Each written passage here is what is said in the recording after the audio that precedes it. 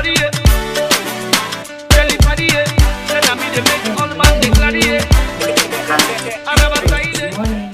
good afternoon, good evening, whatever time that you are watching this. My name is Miriam K, and welcome to my channel. And well, July, if this is the first time you're watching a video of mine, you might not know, but I am a sickle cell sufferer. I have SS, so I've been advocating for sickle cell and even started my own foundation called the Door Foundation, which is for sickle cell support and youth development. And then we carry out work both here in the UK and also Africa, raising awareness, creating better understanding, working with the sufferers and also their family members to just give them that support, information, and things like that. And July is actually Sickle Cell Awareness Month for UK, so the whole of July is. So in honor of this, of course, I'm wearing the red to represent, the red blood cells. And as I said, July, the whole of July is Sickle Cell Awareness Month. And I wanted to use this basically to just kind of raise awareness, more, I do all the time, but more so, and just try to cover like specific issues relating to sickle cell. So that's what I want to do this month.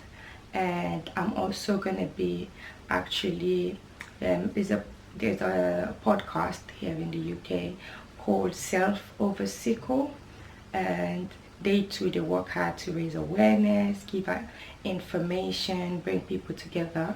And for the whole of July, they're going to be, they've chosen a warrior, one of us, the sickle cell warriors, each day to take over their Instagram and use that as a way to also talk about yourself and issues relating to different topics. And man will be on just life, how I balance it with sickle cell. So I am going to be taking over their Instagram story on Wednesday the 17th of July. So go onto their Instagram, which is at self over sickle. That is their Instagram. So you'll be able to see other people as well, a lot of strong warriors. Yeah, so in light of this, I wanted to talk about something. I always see videos on YouTube where people talk about, assumptions about me, about this, about that. And I wanted to kind of use that to incorporate with sickle cell and just talk about specific assumptions about sickle cell and us that have the disease. So that's what I'm going to be doing today, which is assumptions about living with sickle cell. There are a lot, and obviously there's not enough time in the world to cover all the assumptions that people have about us or about the condition generally. So it's a lot, so I'm just going to cover a few of them, the common ones that I either have experienced or I know of or I've heard or from other warriors that have gone through. So that's what I'm going to be doing. And the first one, which is the common assumption and also misconception about living with sickle cell or being a sickle cell sufferer, is the fact that we are lazy. Yep, you heard that right. That we are lazy. And well, I cannot speak for everyone that has sickle cell. I can only speak for myself. So disclaimer, this is going to be more around what I have experienced or know of. So this is not me generalizing, because in every situation everybody experiences. You cannot put everybody into the same pot. You cannot do that. You can't put us all into the same box. So I'm going to talk about that relating to me. Maybe other people might apply to them, but I'm going to be discussing this issue, these assumptions based on me personally. And yeah, not just generalizing. So yeah, I always hear or you just get that vibe that people think we are lazy. Okay, before I even answer that, let me just put this straight. I am a CEO of my charity foundation. I am a marketing business consultant slash coach. Have my own blog. I I I also work as a part-time as a marketing and communications manager for a TV channel. I am a mother of twins, a boy and a girl. I'm a wife. As I said, I have my own website and I provide various services. So I'm always working with different enterprises and entrepreneurs. So with all of that, would you say I'm lazy? Okay, I think no. So that is one of the misconceptions. So let's just dead that now. I'm not saying maybe this applies to somebody you know, but I'm just saying personally, no. And then the next one I'm going to address is the misconception that we fake our pain. As I said, let me make it clear again. This is based on me, my experiences, not everyone. So, just for me. Anybody that knows me, has ever known me, will know I am a very happy-go-lucky person. I'm very bubbly, I'm open, I'm that kind of person. So going from that to literally sometimes with a snap of a finger being in pain, especially like in public, for me, the way that usually hurts me is sometimes I literally wish I can just dig and bury myself, because I go from that person to literally crying, being in pain so bad that I'm crying, being on the floor. Is that the kind of pain that you can fake? I have a lot to do with my life, so pain is one of my biggest fears. And the minute I feel it coming, is like I'm just like, oh my god, not again. It disrupts your life. It can isolate you. So it's very difficult to say that you're faking it. It's just ridiculous. It's literally ridiculous. So that is something that I don't know about others, but for sure those that know me and only that they know I don't. First of all, my mom always says, if Miriam is crying, the pain is bad to the point she needs to go into hospital. That's just because I hold it, I will squeeze it, I will keep smiling and faking it, just trying to hold it, and then it will all just explode. And as a mom, being with my kids and being in pain, it just breaks my heart that my kids have to see me in that sort of situation. So why would I ever want to fake something like that? But anyways, that's for me. I don't know about others, but I definitely know for sure that is not something that I even think about, because when it comes, it takes you by surprise.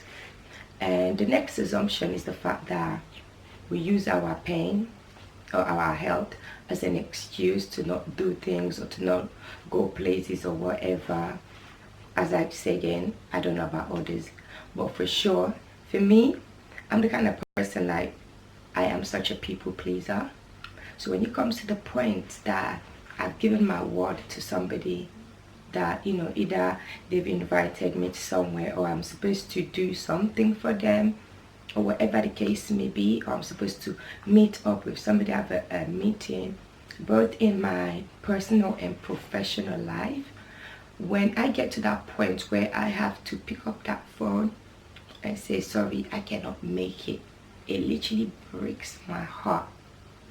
It breaks my heart having to do that, because I get more disappointed at myself then, you know, I just get so disappointed at myself. There are many times it's literally maybe the person that I'm calling, like, look, like, it's not there. The ones like, come on, I would be feeling so bad. And I'm so lucky that people around me are very understanding. So they usually understand that I don't like to disappoint. So using my health, and I am one person that believes as well, there's power in the tongue. So even when we were younger, like sometimes my sister, if she's late for school, right, she'll just be like, oh sorry, it's because my sister wasn't well. If I was actually not well, okay, but if I was alright, I always tell her, don't do that, because for me it will happen. It will end up happening. If I give an excuse that, oh, it's because of the pain, that pain is gonna come. So I don't, no, for me I believe there's power in the tongue. So that's definitely something that we just need to cross out. And another assumption is that we are basically rude and like miserable. As I said again, or I cannot speak for others, but I can speak for myself. And yes, I have been in hospital or in situations whereby somebody with sickle cell sufferer has really gone off on the medical staff, whether doctors, nurses. And as much as I don't condone that, like, you know, kind of behavior, sometimes it's like that person has to have been really pushed. The thing with pain, nobody can see it, only you can feel it. Someone can't feel it for you, they cannot see it, you know. So it is very, very difficult sometimes. Even with myself, I am the most patient person. Like any of my, you know, any medical person that's been around me, treated me, they will know that I will be there, like, oh ma'am, I'm so sorry. I will still show that understanding. But there have been times that even myself, I've had to raise my voice because it went to the point that they were taking the piss. So sometimes that is the reason, you know, that it can go like that, because they just assume that, well, your pain can't be that bad. How do you know that? Do you feel it from me, or I feel it from myself? So that is another assumption that people have, that we're always rude and miserable. And to be honest with you, people then approach you like that. Other nurses that have never even treated you, they approach you in that manner. And I've actually spoken to, you know, because I'm close with a lot of my like nurses. I've known them so much. And I remember one actually telling me that when she first started work, they actually told her that, oh, all these people with sickle cell do is to scream and this, you know, so don't fall for it. And they just have to this, you have to do. So it's like when they do that, somebody approaches you in that manner. So at the end of the day, it's gonna end up being that friction, because the person's gonna feel like, okay, you're already coming approaching me with, you know, preconceived ideas, and so sometimes they treat you that way. So yeah, so that's another assumption. And another one is that we like being in hospital. Yep, I have actually heard that we must enjoy being there. Yeah, we must enjoy the fact that we have been removed from our home, our setting, our comfortable home, surrounded by loved ones and everything. We must really, really not want to be able to enjoy life. Instead, we would prefer to be in a hospital where you are in so much pain, where sometimes people don't understand. They're looking at you like you're crazy when you're telling them how much pain you're in. Yeah, I don't know who on earth would like that. But yeah, again, as I say, I speak for myself. So that's another assumption. And the next one is, yeah, it also goes along with the fact that, yeah, a lot of people think we're addicted to like painkillers and whatnot. Yeah, yep. First of all, the side effect that you get from pain medication is crazy. I'm the kind of person, I hate not being in control. So when I'm on medication, I can't do what I'm supposed to do because I'm sleepy, I'm weak, and this and that. It literally aggravates me so much. Many times I'll be forcing myself to keep, like, to stay awake while trying to do stuff. If I'm in the hospital, it'll be the nurses that'll come and either take my iPad, my book, or something away from me. Or if I'm at home, I'll literally just grab the book, the laptop, or whatever from me, because I'll be literally like, but I'm still trying to force myself because I need to get things done. So it is really crazy. So to go through all of that, why would you like something like that? Why would you like that feeling? Why would you want that feeling? You know? And I have been on medications, and also there's all different types of pain relief. I've been on medications for God knows how many years, but not one time have my doctor, my team have any concerns over it, because I use it appropriately. I use it when it's needed, not just because. It's not something we use for socializing. You're using it to help with your pain, you know. But sometimes you cannot get, people can't understand, you can't understand sometimes fully when you're what you have no experience.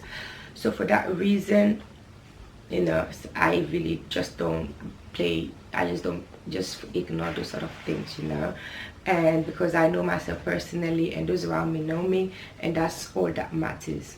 So, and another one is the assumption that we cannot have like a family or kids or so. Well, of course there are many people with sickle. Yes, of course there are so many people, you know, sickle cell sufferers all around the world that unfortunately have not been able to have kids. Some either because they actually cannot, or sometimes some make the choice not to, you know, and that is their own personal decision and choice. And you know, I'm not gonna condemn that in any way. Everybody's entitled to it. So yeah, there are some that have great difficulties, but not all of us. There are many of us as well that have gone on to have kids. I naturally conceived twins, a boy and a girl, and for me it's a great blessing, because it was something I dreamt, like it was one of my dreams. I wanted to, at some point, I loved kids growing up so much, and I wanted to one day have, you know, my own. And I'm so grateful the way God did it for me, to give them to me, two, in a girl, a boy and a girl, so I don't have to go through it, because my pregnancy was crazy. So yeah, sometimes people, some sickle cell sufferers don't have kids because sometimes they choose not to. Maybe they just don't feel they are ready for it, or the timing is right, or their health is in that, you know, or their health is good enough, and I respect that completely. But there are also some that do struggle, that do want kids and cannot have it, and my heart goes out to them, because trust me, I know how much joy and love that my kids have brought into my life. And literally they've saved my life. It's like being a reborn, and every day I look at them and I'm just filled with joy. Even if I'm in hospital, I still always look at the bright side, because I know I'm coming home to them, and the love they give me, the care, it is just it's just amazing. I cannot even put it in words. So my heart goes out to those that don't, but doesn't mean all of us cannot. So that is another assumption.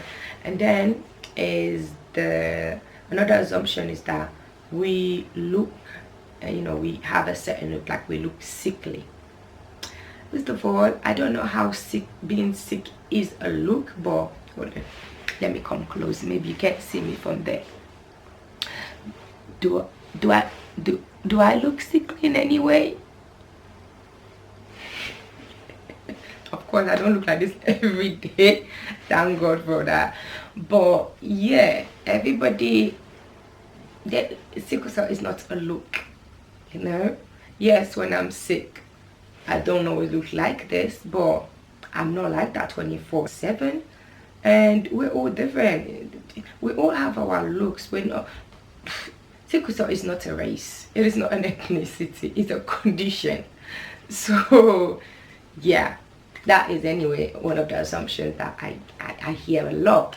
And yeah, because a lot of people is like, if I say I have sickle cell, they're like, you don't look like it. And I'm like, what do you mean I don't look like it? It is not a look. It is not a race, an ethnicity, a nationality. It is a medical condition. So I don't know how. Anyway, that is an assumption.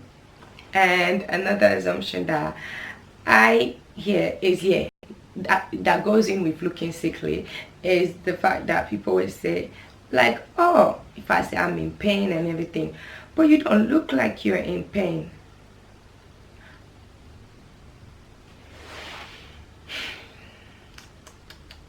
What do you mean I don't look like I'm in pain? Pain is not a look. I can look like this and be literally crawling in pain. My look does not equate to how I'm feeling inside. That's like somebody saying I have a headache and you're like, you don't look like it. Now do you hear it now, how it sounds? Like somebody tells you I have a headache and you're like, oh, you don't look like you have a headache. Or they're like, oh, you look good, it doesn't look like you're in pain. Well, I'm sorry that I choose to still live a life and not be looking like one of those I don't know if it's zombies or whatever, you know, the Michael Jackson video, Thriller video. I'm sorry that I don't look like one of those I'm sorry that I don't look like one of those coming out of the grave because I'm sick. It does not mean because I'm in pain I cannot have my hair done anymore. I cannot look like a human. I am not crumbling from the dead. I have not died and come back up from the grave. I am still alive.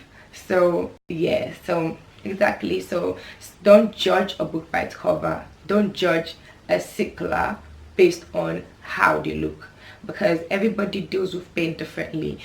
Somebody that might be looking their best can be having excruciating, unbearable pain, and somebody can be looking anyhow and not be in that much pain. So there is no look. It does not reflect how you look outside, doesn't reflect how you look inside, and vice versa. So yeah, but that's an assumption anyway.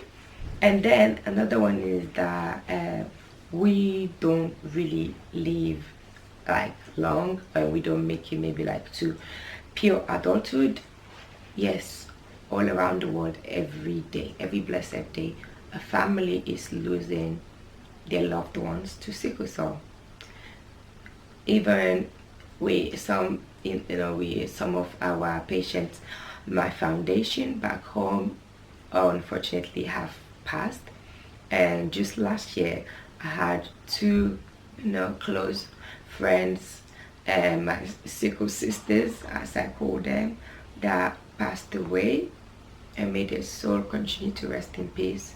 That was so hard to deal with because we're around the same age, and people always, yeah, another assumption is the fact that they say after 21 you are not supposed to get sick.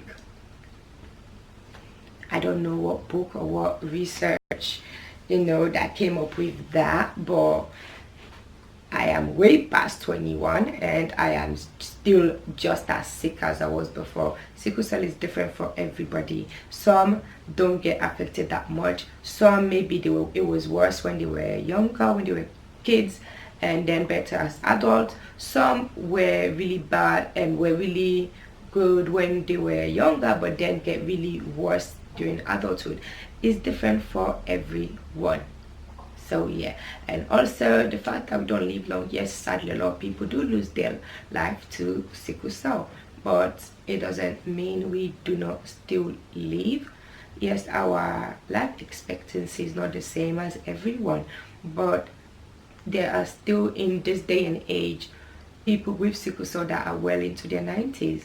Yeah, and also with everything changing in terms of medical research and all of that, people with sickle cell are living, longer and living a more prolonged life, being able to manage it until the day we find a cure.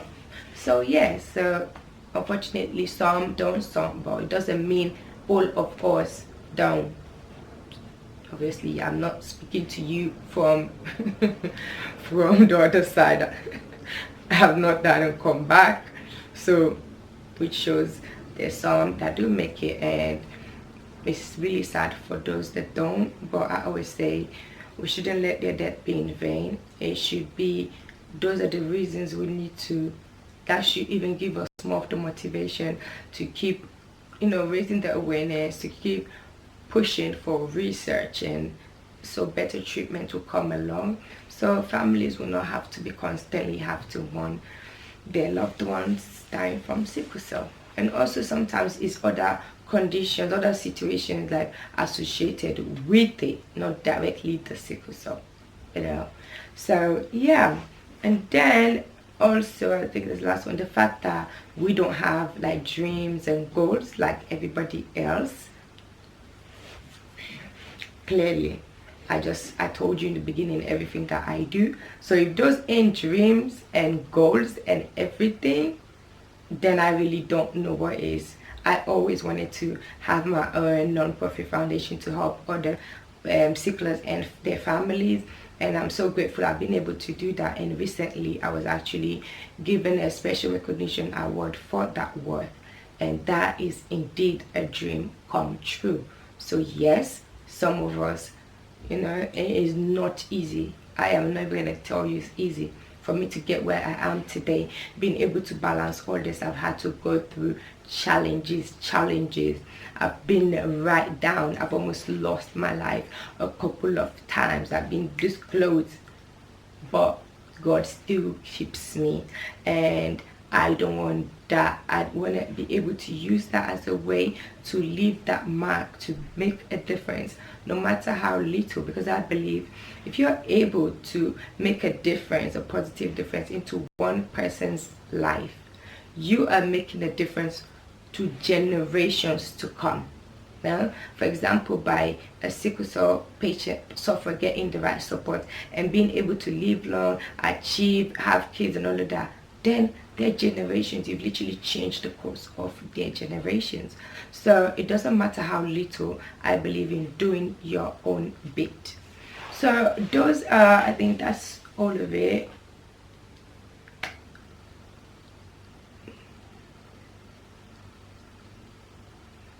Yeah, so those are all the various assumptions concerning sickle cell, relating to sickle cell, that people have, and I don't blame people for having this assumption. And the only way to kind of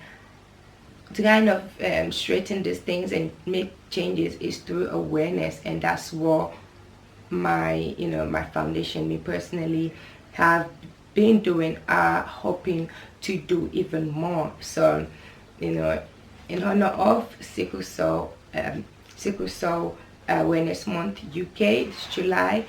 If you want to also help us make more of a difference, you can go onto our website, and the foundation is called the Dora Foundation, as in DORA, Dora, and our website is www.thedorafoundation.org.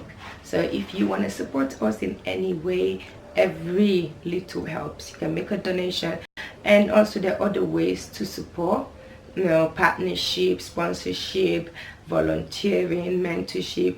We've got a lot of information there, so check out our website if you want to support the foundation and help to change lives in honor of Sickle Cell Awareness Month UK. And also don't forget to go to the Self Over Sickle Instagram, because I'll be taking over the Instagram stories on Wednesday 17th of July. So please go to there and subscribe, and follow. Go on to the Instagram and follow, and so I will be also making more stuff there. And Yeah, so thank you so much for watching. I hope this has helped to clear some things.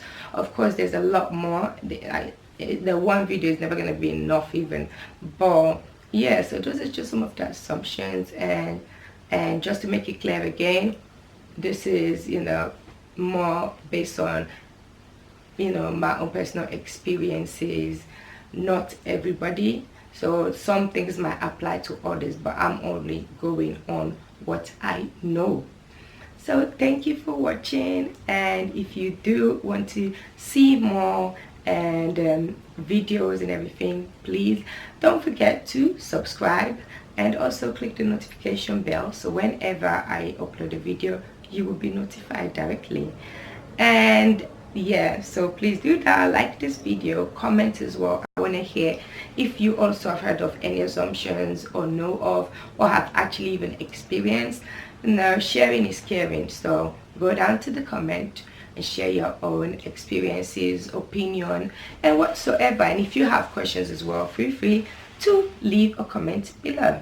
Thank you for watching, and please support sickle cell foundations all over the world, because you know it's not easy. And thank you so much, and have a blessed looking forward to a brighter future. I'm moving ahead, I never stop for nothing. I'm looking forward to a brighter future. I'm moving ahead,